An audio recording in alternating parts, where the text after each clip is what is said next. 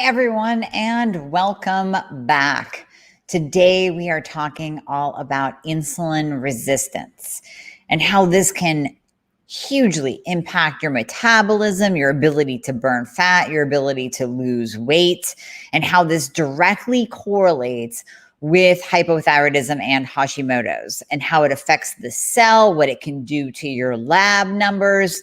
We are going to talk all about it. Everything insulin resistance. We're also going to go over what you can do about it. And we're going to go over how you can actually kind of take a peek at your own labs and your own numbers.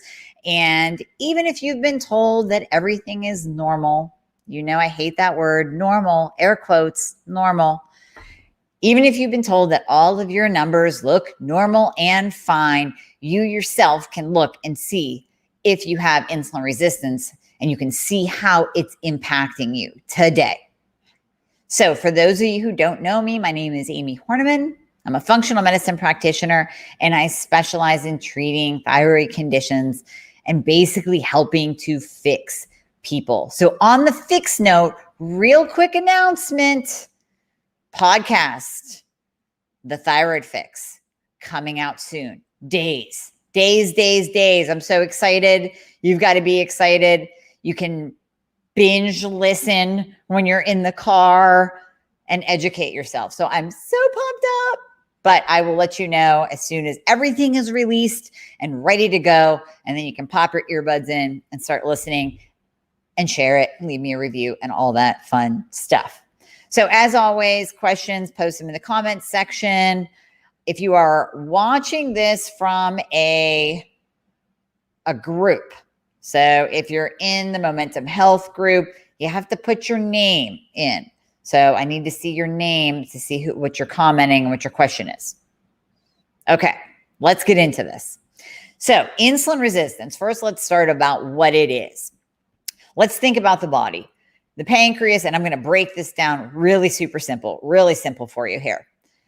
The body releases insulin. So the pancreas releases insulin in response to the food that we eat. Insulin's job, I like to call insulin the Jekyll and Hyde hormone because we need it for survival. We need insulin. Insulin has to get into the cell.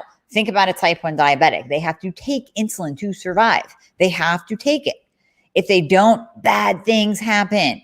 Bad things. So insulin needed for survival. In excess, it becomes the fat storage nasty hormone. And it just stores fat left and right, making it basically impossible for you to lose weight. And we're going to talk about how it impacts the thyroid here in a moment. So insulin released by the pancreas in response to the food that you eat. And then all of our cells have insulin receptor sites on them. So insulin has to get into the cell. Think of it like a little door, right? A little door that can open up and let insulin in, like a nice little neighbor. Come on in. I'll give you some pie. Okay, but what if you are insulin resistant? That means your cells are resistant to the insulin that's trying to get in. The doors are closed. Insulin goes back into the system. Like I said, this is a very basic review just to get you to understand and kind of picture this in your mind. So any practitioners or nurses out there, don't judge. I'm breaking this down really simple, making it really simple. Insulin goes back into the system. It raises your blood glucose level. Too much insulin, high glucose. Now it's just storing fat. Left and right, it's storing fat, putting you in a really bad situation. Now, in addition to that, it's not all about weight. High insulin, the fastest way to age, keep your insulin high. High insulin will cause disease. It will cause inflammation. Now we are calling Alzheimer's type 3 diabetes because of its relationship to high insulin levels and the plaque that forms on the brain. High insulin is just bad all the way around. We do not want you to be insulin resistant. So the question comes in, before we get into how it affects the thyroid, the question comes in, how do you know? How do you even know if you're insulin resistant? So number one, there's glucose. So you get a comp metabolic panel, a CMP, comp metabolic panel. And you look at that fasting, and I mean fasting. I don't mean you drink a cup of coffee and then go get your blood work done. You want it to be absolute fasting. So you look at that fasting glucose, And in functional medicine, we want it below an 86. And the reason why I say that is because you are going to look at that standard, normal, conventional lab value range, and it's going to go up to 99, 100, 110 before you even get a little flag, before you get that H next to it, before it's colored red for your doctor to look at and say, oh, look at this. There's something going on here. There's still something going on if you are above an 86. So some stats for you. If your fasting blood sugar is between a 94 and a 99, you have a 200% chance of developing diabetes. I will repeat that. If your fasting blood glucose, your blood sugar, the glucose reading that's on that CMP, if you are truly fasted and it is between 94 and 99, you have a 200% chance of developing diabetes. Obviously, over 99, your percent goes up, and you're kind of creeping into that pre-diabetic, diabetic range anyways. And that's where you'll actually get flagged. But we have to look at it before you get flagged. We want to do things and fix you and get you better before you get to the point where conventional doctors are saying, hey, Susie Q, there's a problem here. Once your doctor says there's a problem, there's been a problem for years, if not decades. So we want to catch it early. The other thing we can do is look at your A1C level. So hemoglobin A1C is a 3-month average. It's a 3-month snapshot of what your glucose that we just talked about has been doing. So if A1C, again, you look at that standard lab value range, you're not getting flagged until you're above a 5.6. Functional medicine, we like it down around a 5, 5.1. It does not lie. A1C does not lie, except in the case, I have to say this, except in the case of some athletes that can actually have thicker red blood cells and can have spike in insulin post-exercise. So their A1C might be a little bit elevated, but in a fit athlete, pro athlete, fit person, we're not overly concerned about that. We kind of take that into account. We're looking at hemoglobin, we're looking at hematocrit, we're looking at all of that too. So they might have a little bit of a stickier red blood cell. But if you're the average Joe and you're not getting paid in the millions for being on a football field, then you might want to look at your A1C and say, hey, am I between a 4.8 and 5.1? Because if I'm not, that's something maybe to consider. And then if you have a thyroid problem on top of that, even more to consider, even more. So one way to test your cell, one way to test your own glucose level. If you can't, maybe you can't get to a testing facility. Maybe you can't because of insurance reasons. You can't get these tests very often. Maybe your insurance is limiting you to, you can only get this done once every 3 months, but you want to know. If you're making changes in your life and your lifestyle and your diet, you want to know. So one thing that you can do, and this is even, you can do this at home. It is inexpensive. Oftentimes I even have my patients do it as we're making changes to see what exactly is going on. You can get a glucometer. Walmart, Walgreens, they're inexpensive. Get a glucometer, get the glucometer strips and test your glucose. First, fasted. So first thing in the morning, fasted. Now, don't be alarmed if it's a little bit elevated first thing in the morning because you can't have that cortisol awakening response where that glucose will go up because of cortisol going up to wake you up in the morning. That's assuming cortisol is fine. So take it first thing in the morning and then take it every 15 minutes, starting at the 30-minute mark after you eat for 2 hours. So I'll say that again because you're probably like, what did she just say? You eat a meal. It's 5 p.m. After you're done with that meal, starting at 5:30, you're going to take it at 5:45 and then 6 and then 6:15 and 6:30 and 6:45 and 7 and 7:15 and 7:30. So take it every 15 minutes for 2 hours. You don't have to do it with every single meal. I know it's kind of a pain. Maybe do it with your dinners. Have that glucometer on hand to take if you feel like a little bit dizzy or you're kind of out of it through the day and you're not feeling right. Test your blood sugar. So that's one way that you can test at home. And we want to see your blood glucose never go above 120. even after a peak. It should be 90 or less after 2 hours. We don't want to see you go above a 120, even post-prandial, post-meal. So test it yourself. See what's going on. Sometimes that fasting glucose on a CMP isn't enough to really tell what's going on with a person through the day. Especially, let's say you come to me and I look at your CMP and your glucose is an 86, real pretty, but yet you're telling me I can't lose weight, I keep gaining, I'm craving carbs and sugar, then you might actually have reactive hypoglycemia, where, yeah, your morning glucose is low, but then when we start having you do the glucometer test and testing post-prandial, post-meal, we're seeing these big spikes. So that tells us something as well. So sometimes you can't just go by that fasting glucose. That's why on my patients, I like getting the A1C. I also like getting a fasting insulin. Fasting insulin marker. I want that. Again, we're not going by the standard lab value range. I want it down in the bottom. I want it 6 or below. You might be told that you're normal even when you're coming in at a 12, and this varies per lab. So don't freak out if you get your labs and you're like, oh my gosh, this isn't right. My lab is totally different. Goes from 10 to 30. We want it in the bottom half, that bottom quadrant of the insulin range. So that's another test that you can get as well to check for insulin resistance.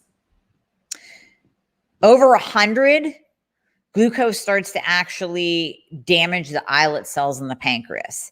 So everything above 120, you're starting to get damage to your nerves, you're starting to get damage to your retina, you're starting to get damage to your kidneys, you're damaging the cell. That's why we see long-term type 2 diabetics go blind, lose a foot, lose a toe. It's doing cellular damage. It's doing tissue damage. It's doing eye damage when you're running around with a glucose above a 120 all the time, or you're spiking yourself to above a 120 at each and every meal or every single time that you eat. Now, over 100, the glucose starts to just damage the islet cells in the pancreas. Chronic pain can be associated with insulin resistance because of the inflammation that occurs with high insulin. So when you're running around with high insulin levels, high glucose levels, you might notice that you're in a little bit more pain. Pay attention to that. That will cause inflammation. Hands down, it will cause inflammation. High insulin and our sex hormones. I know you're hanging on for the thyroid stuff. We're going to get to that. High insulin can also be because your usable testosterone and estrogen go down. So usable testosterone and estrogen go down, insulin goes up. So there's a correlation there with the sex hormones too.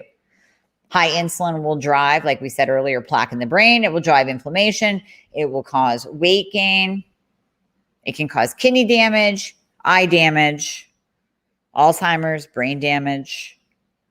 And then it can also start to affect your hormones and at the cell level, your thyroid. So how? High insulin actually causes TSH to go up and affects the thyroid receptors on the cell. So your labs can be totally normal, but the thyroid hormone itself can't get into the cell. So this is where we see people with thyroid hormone numbers, and I will use the term optimal rather than normal. Thyroid hormone numbers are even optimal or close to optimal. Maybe you're coming in with a TSH of a 1, and then your free T3 is like a 3.2. Oh, it's almost there. And your reverse T3 is below a 12, and your free T4 is like a 1.5. But you still have all the symptoms. You're still gaining, you're not losing. You can't lose no matter what you do. Could be the insulin. So that high insulin will actually, well, you might see your TSH creep up. Maybe, maybe not. But remember, we don't dose or diagnose based on TSH alone. So that high insulin can actually block the cell and cause resistance to thyroid hormone. Whether that's you're undiagnosed, let's say you've been told you're completely normal, and that's a whole other topic right there. Or you are taking thyroid hormone medication. Most of you who are listening are on some kind of thyroid hormone replacement therapy, and you really want it to work because you want your life back and you want to feel good. and you want to be able to lose weight, you want to have energy, and you want your hair to grow, and you want to be in a good mood. But if it's not getting into the cell, it doesn't really matter what your blood work says.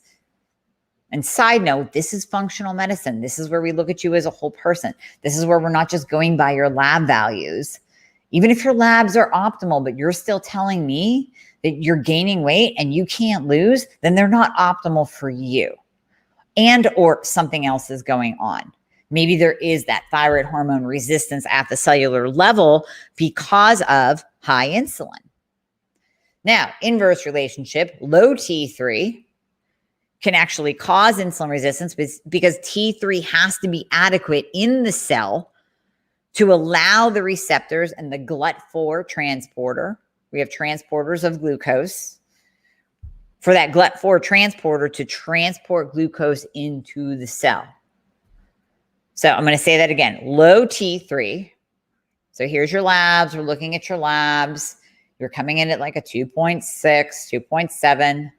You're not flagged low, but per functional medicine standards, you're low. You're not at 3.5 or above, you're low. So low T3 can cause insulin resistance because T3 has to be adequate in the cell to allow the receptors to take it in and allow those GLUT4 transporters to transport glucose into the cell. So when there is a cellular hypothyroid state, this is where your cell goes, danger, danger, danger, danger. Well, what is it? Will Robinson? Did I get that right? I think I'm a little bit too young for that, but I've heard the term. I've heard the movie saying. Correct me if I'm wrong. Anyways, the cell sends out a danger response. And this can be, listen, maybe you're under high amounts of stress. I get that. Maybe you're not sleeping very well. You're only getting 4 hours of sleep. That's a stress on the body. So the cell starts to freak out and says, danger, danger. And then there is cellular hypothyroidism. Now, this all comes before you're actually full-blown glandular hypothyroidism. This can be the beginning stages, right? Cellular hypo, not enough T3. So anyone that has thyroid issues, either you're in the early stages or you're in the later stages, you've been diagnosed for 10 years and you're just still not optimized. Anyone that has it, we have to consider what your T3 status is and do you have insulin resistance? So cellular hypothyroidism with low T3 or even full-blown glandular hypothyroidism usually has insulin resistance paired up to it. I see it about 98% of the time. About 98% of my patients that have hypothyroidism have insulin resistance. And when someone comes to me with insulin resistance or type 2 diabetes, we definitely look at a full thyroid panel. So I'll give you an example. You know who you are if you're listening. I told you to listen today. Numbers come back. Now, her doctor dropped the ball, didn't test the antibodies, didn't test reverse T3. So we have to go back and get that done. But TSH was just a little bit over a 2.9-ish, 2.95. Functional medicine, we like TSH below a 2. Free T3 is 2.7. Not really adequate. 2.6, 2.7, not adequate. Free T4 was like 0.9 or 1.0. So there's definitely a hypo state going on that she has not been diagnosed yet, by the way. She is not on thyroid medication. She has not ever been given the diagnosis of hypothyroidism. So right now we're seeing this cellular hypothyroid response, subclinical hypothyroidism. We don't know yet about the Hashimoto's. Bear with me. I know we asked for it. Of course we did. But they dropped the ball. So we're waiting on that. She could be in the beginning stages of Hashi, where those numbers just kind of start to tweak a little bit. They start to change a little bit. But the antibodies are there. Bam, Hashi. Her A1C is a 6. We know she has insulin resistance / prediabetes, walking really closely into the line of full-blown type 2 diabetes. That we know. So based on all of that information alone, we can say she needs some kind of thyroid treatment. Maybe we just support the thyroid and see how that does. We got to have those antibodies come back. We need to see the reverse T3. We need to see an iodine level now because maybe her iodine's low and we can supplement with that and that can support. We have to find out more information, but there you go. There you have it. You get the low T3, you have the high A1C and high fasting glucose as well. So think about that. T3 has to be adequate in the cell to allow the receptors to transport glucose into the cell. Low T3 can cause insulin resistance. It can cause it. We see it all the time, paired up, all the time. Now, back to the inflammation point. Inflammation will cause cortisol to go up and then glucose goes up.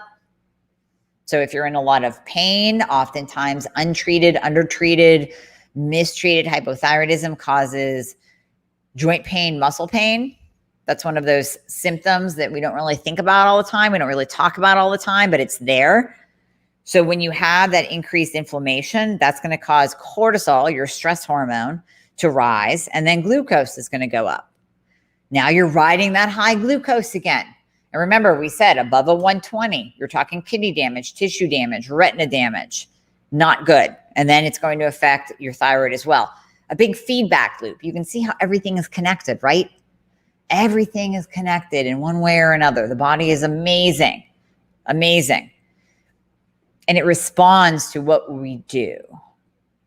So insulin resistance can be caused by an excessive intake of carbohydrates and processed foods. Yes, absolutely. Because you're forcing your pancreas to secrete all that insulin.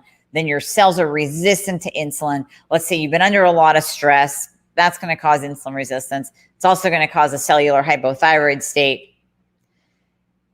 Yes, it could be things that you're doing. But you can also have insulin resistance for many different reasons. PCOS, polycystic ovarian syndrome. You can have it because of dysregulated sex hormones, your progesterone, your estrogen, your testosterone. You think about all that. High insulin is going to affect progesterone and sex hormone receptors too. Pay attention to your heart rate after food.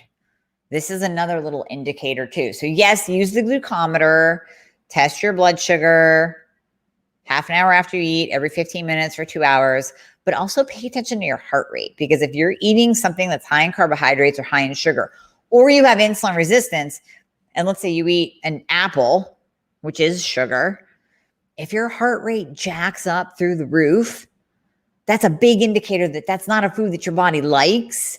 And that's a food that is jacking up your blood glucose. And it's probably also raising your cortisol level. So you're actually having a stress response to that food. Now, if you're eating a donut, I don't want to hear about it. That's on you. But if you're eating something halfway decent and your heart rate increases significantly after eating it, that's a big red flag for insulin resistance.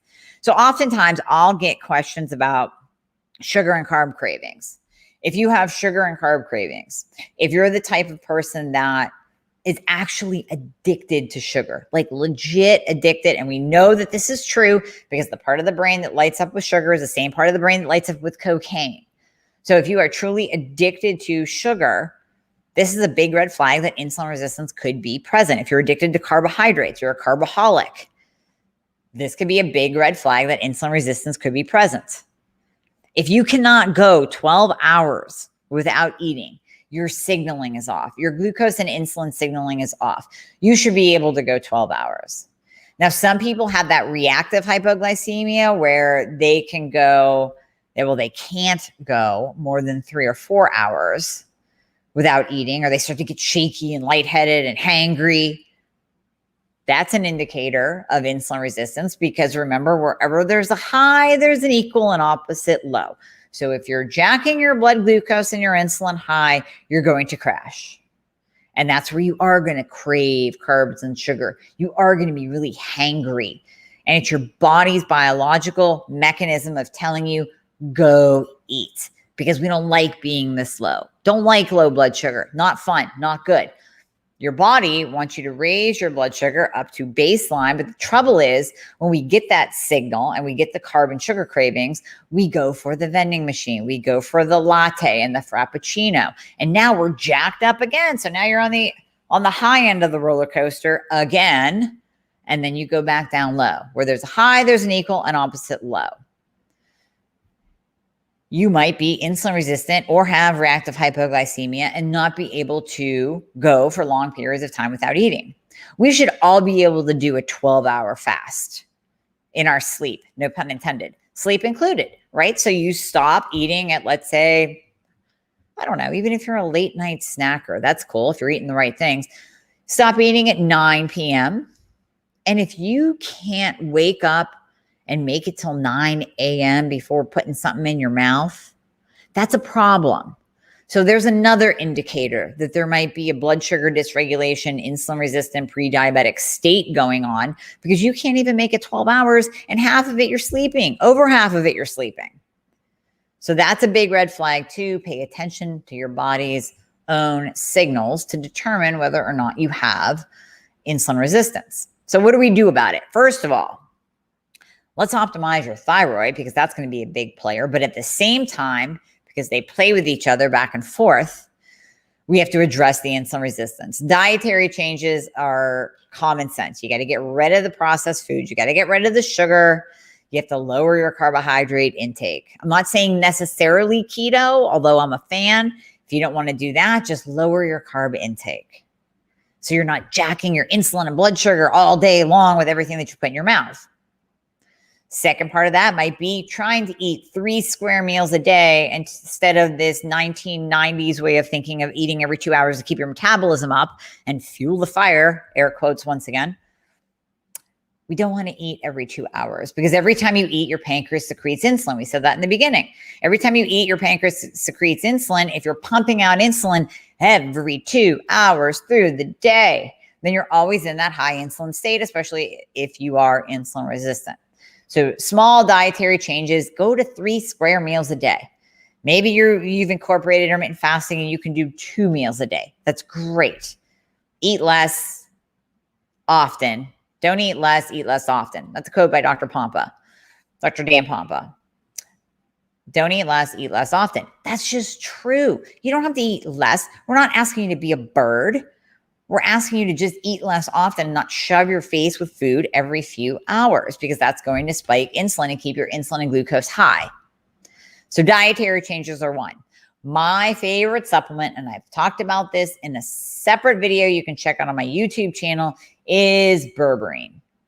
So berberine, go ahead, my nerds, look up Google Scholar, type in berberine and obesity, berberine and insulin resistance, berberine and type 2 diabetes, and you will find a slew of articles, medical literature backing the use of berberine. I also, myself, with a colleague, published a case study that I talk about often because I'm so proud of it, where through the use of a ketogenic diet and berberine synergy by Designs for Health, so it had berberine and alpha lipoic acid in it. ALA helps with blood sugar too. Through the use of that, his A1C, well, we reversed his diabetes. A1C went from 13.9 to 5.4 in 6 months. So the actual stats are it went from 13.9 to 8.4 in 6 weeks. We were able to get him off insulin. So he started as an insulin dependent diabetic. Blood sugars, 500, 600.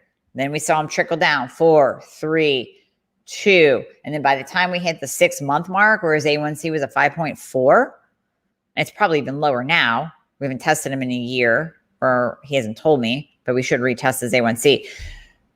Then his blood glucose started going down. Now we were seeing 90s and 80s and 95 and 100 and 110. And he remained under that 120 umbrella postprandial and reversed his diabetes.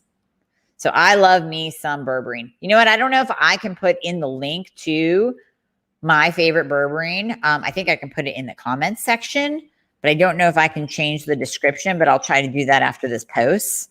Let's see here. So I will put in the link to the berberine that I love. So Designs for Health, berberine synergy. You take 1 per day to start because it does have some GI effects. So those of you familiar with metformin, it works very much like metformin to lower and balance out that roller coaster that we talked about. It makes it more like a wave-like pattern. And when you're in that nice wave-like pattern, your body can actually tap into its own fat stores for fuel. and you're not getting those high carb sugar cravings because you're not dipping down low. You're keeping yourself nice and steady. So we start off with 1 per day, then we gradually increase to 2, then we increase to 3. In really hard cases, we'll use around 2,000 milligrams, but really about 1,400 to 1,500 milligrams is adequate for most people. Once we get to that 3 per day mark, you take it with food, with each of your main meals. If you're doing 3 meals a day, like we just talked about, don't eat less often, 3 meals a day. So you take that with food, and you will notice a dramatic change in how you feel, in your appetite, in your carb and sugar cravings, in your blood sugar readings. If you're doing them yourself, A1C readings will come down if we're testing those every 3 months, because that's a 3-month average, and your fasting insulin will come down as well. And hey, you'll actually be able to lose fat. Now, remember, you're kind of doing double duty with this. When you lower your insulin, you're actually improving the effectiveness of your thyroid medication. So you're not in that cellular state, that cellular hypo state, where there's just not enough T3 getting into the cell. So you're doing yourself a service on both sides of the fence. I like berberine synergy by Designs for Health. I've said this before. I like Designs for Health, period, because they're family owned. Everything is made in the USA. They have a physician on staff. Their philosophy is science first. That's where I go. And I'll give you a story too. Some of you have heard this. I'm going to repeat it. We have a family friend who came to me a couple years ago. Listen, I got the sugar, right? Older people call it the sugars. I got the sugars, high blood glucose, pre-diabetic, insulin resistant. Also, he had a little bit higher of a cholesterol panel, lipid panel, was a little bit elevated. Doctor wanted to put him on statins. Wife said, no way. He said, no way. I say, no way. I said, so let's work on your insulin to bring that down. That's naturally going to kind of make those cholesterol numbers look a little bit more pretty, although they weren't that bad. Again, that's a whole nother topic that we can get into. So instead of buying the berberine synergy from Designs for Health, his daughter worked in some health food store, Vitamin World, Vitamin Shop, Vitamin University, I don't even know. Got him, of course, at wholesale or with her discount, a different brand of berberine. I pleaded with him. I said, please take the Designs for Health. I know it works. Yeah, it's $10 more, but I know it works. He didn't do it. 1 year later, he gets another set of labs drawn. Not one number moved. Not one. His glucose did not go down at all. His A1C didn't change. Yes, he changed his diet. His wife was cooking. They have a garden, they have fresh vegetables, they have venison, they have cows that he raises on his farm and then slaughters, fresh meat, freezer full of meat. They were eating well. The occasional snack, but the occasional snack isn't going to keep someone in a pre-diabetic state like that without any change in numbers whatsoever. So this is why it's very, very important to use a good brand. And I will put that link in the show notes, in the description for you to get. If you find through all this, through all of our talk here, that you have insulin resistance and you know you need to treat it. As always, thank you for listening. I urge you to share this. Share this, share this, share this. So many people need this because they were walking around. Do you know, real quick stat here to end it before I get to the questions, 95% of Americans are insulin resistant. Many of those are undiagnosed. It's kind of like hypothyroidism, right? A lot of people walking around undiagnosed because docs are just testing TSH. They're still looking at their 1950s textbooks. Same thing with insulin resistance. We have a whole different set of parameters in functional medicine, whole different set of optimal numbers in functional medicine. It's very, very important to go by optimal, not just normal. 95% of Americans are walking around with insulin resistance. meaning you're not going to lose weight. You're going to have all of the diseases that come along with that come along with obesity, that come along with carrying around that excess weight, and then that come along with high insulin levels. You're going to age quickly. Your brain's going to age. You're going to age. Your skin's going to age. Your body's going to age, and disease is going to come on. So now's the time to do something about it. As always, thank you so much for listening. And now it's time to get to your questions and say hi to everybody. So, am I saying this right? Elaine, I got your email. I need to write you back. It's been a crazy Monday. It's been a Monday. How about that, Elaine? It's been a Monday. That's all I have to say. First day of spring in Australia. Woo! What time is it over there? Just curious. What time is it over there, Elaine, in Australia? Thank you for watching from Australia. Donna's on the beach as usual. I'm always jealous when Donna watches from the beach, but thank you for jumping on. Bonnie, hi. Jan, hi. Anna, hi. So nice to see you. Aaron, hi from Florida. Jennifer says, I love salt and carbs. Listen, girl, we all do. I mean, I'm not saying that curing or treating or addressing insulin resistance is going to remove your desire for that warm piece of bread coming out of the oven. It's not. You're still going to kind of want it. You smell it. And you're like, ooh, that's like mom's cooking. Or listen, if you put a piece of chocolate in front of me or a brownie, that's fine. I'm still going to want it. But when I taste it, if it's real, like if it's a real brownie, I'm going to be like, woo, that's really sweet. Or if it's milk chocolate, I'm going to say, whoa, that's really sweet, too sweet for me. So it's just going to kind of calm those, we'll say, cravings and things that you like. Teresa, hi from Tennessee. Thanks for doing these videos. Oh, you're welcome, Teresa. Thank you for your thank you. I appreciate that. Donna says many are poorly treated on hypothyroidism. Yes. So I see patients coming to me that are completely undiagnosed, like the case that I gave you of the woman that I'm working with right now. So totally undiagnosed. Many of them are being mistreated, undertreated. They're stuck on T4 only. They're stuck in the T4 Synthroid box. That's not good.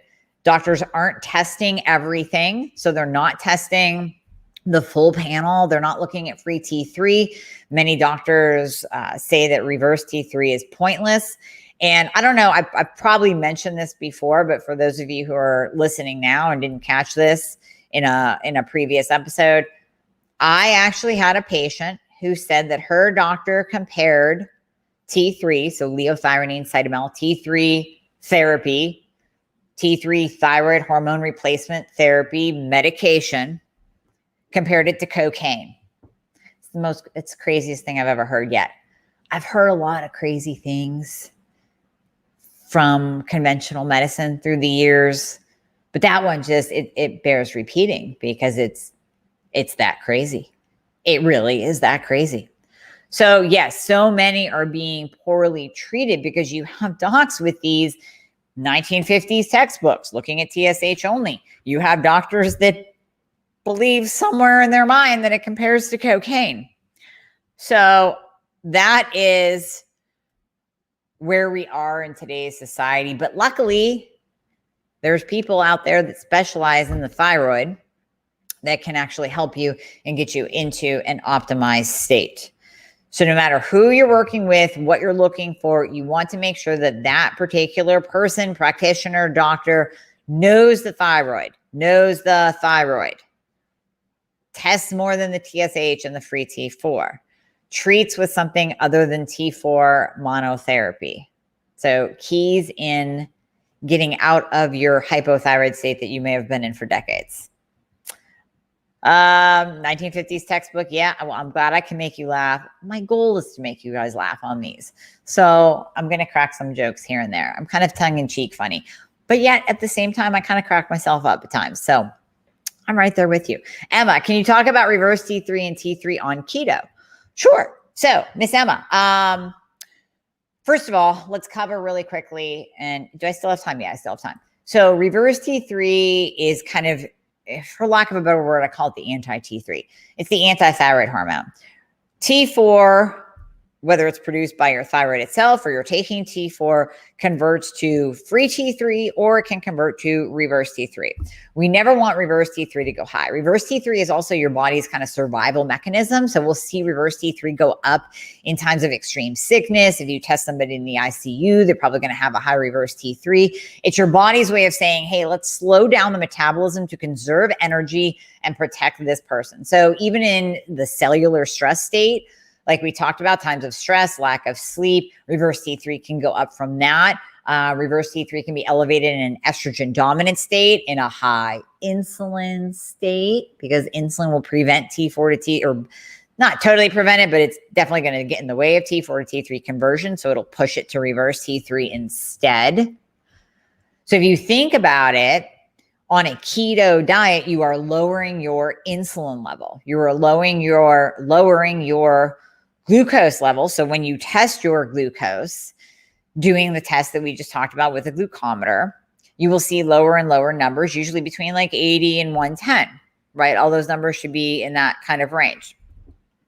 So on a keto diet, you are naturally lowering your insulin, which will then help with T4 to T3 conversion and not push that T4 to reverse T3. Now, you have to remember, though, Emma, there are other factors: low ferritin level, inadequate magnesium, selenium, iodine. I mean, there's so many other factors that come into play when we're talking about conversion. That's why I always say T4 to T3 conversion is like a marathon with hurdles. Like, it's not easy. It's not easy for your body to do. And if you have Hashimoto's, it's really not easy for your body to do, which is why we often use T3 therapy to help that process along. So keto, definitely beneficial in my eyes, I believe, for people that can do it, or even just low carb. You don't even have to necessarily get into a state of ketosis unless it's medically necessary, unless we're working together and I'm like, hey, this is craziness. We need to get you here to get you to your goals, to change this number and change that number. But even just dropping your carbs and doing what we talked about earlier, Emma, just get the processed stuff out. Lower your sugar intake. That alone is going to help across the board. It's going to help your entire body. It's going to lower the inflammation. It's going to lower insulin. And then it's going to help with that T4 to T3 conversion instead of pushing to reverse T3. Kimberly says, great info. My pleasure, Kimberly. 5:30 a.m. Elaine, you are a rock star. You are up and listening. I love you for that, by the way. Absolutely love you for that. And I'll get back to you tonight, by the way. I got your email. Crazy day. Wait, in Elaine. Okay, so I got it. You said my name is Elaine. It's pronounced like I parked my car in a lane. Okay, I got it. I kind of got it right?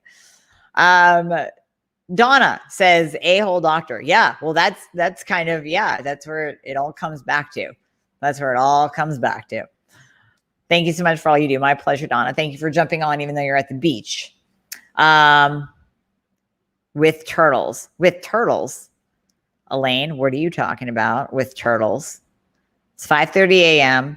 I parked my car in a lane with turtles. I don't even know. Mona, you're a frequent flyer here. It's good to see you. You're in Norway. Love it. Love it. Love it. Thank you for jumping on. Thank you for jumping on.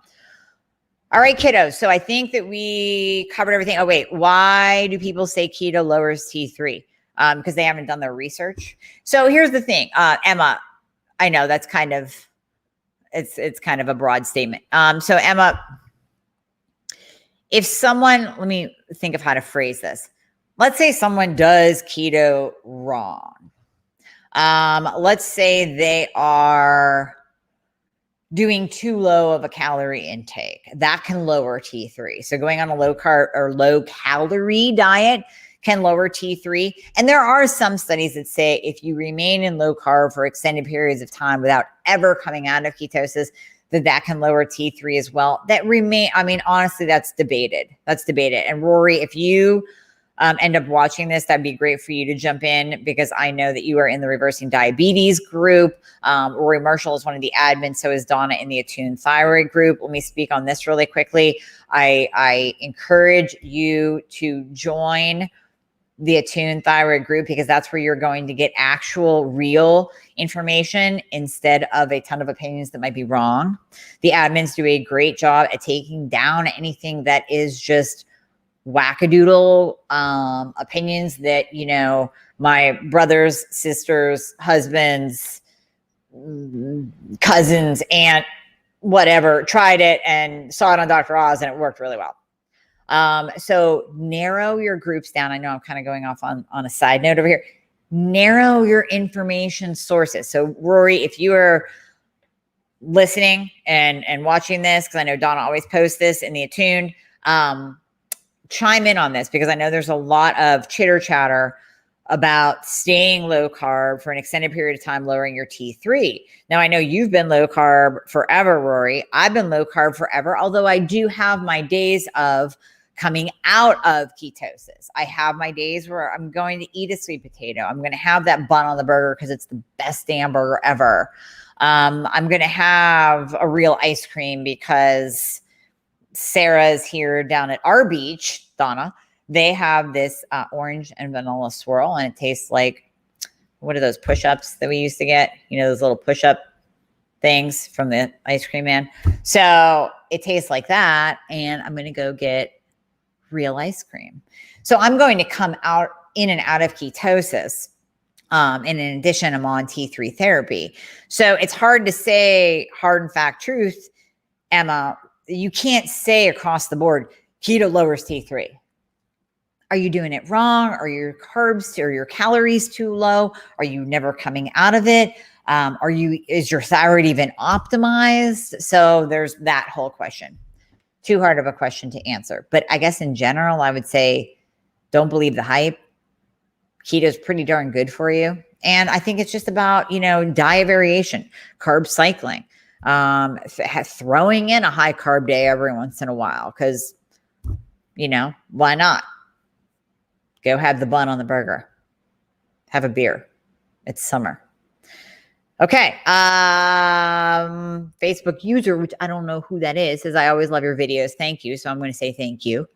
And you're probably joining from a group. That's why I can't see you. And then Elaine, you're saying, thank you for your time, dear Amie. You're my shining light. Oh, I'm so happy that you're here at 5:30 a.m. in Australia. Marathon with hurdles, or was it turtles? Oh, it's not a marathon with turtles, Elaine. It's a marathon with hurdles.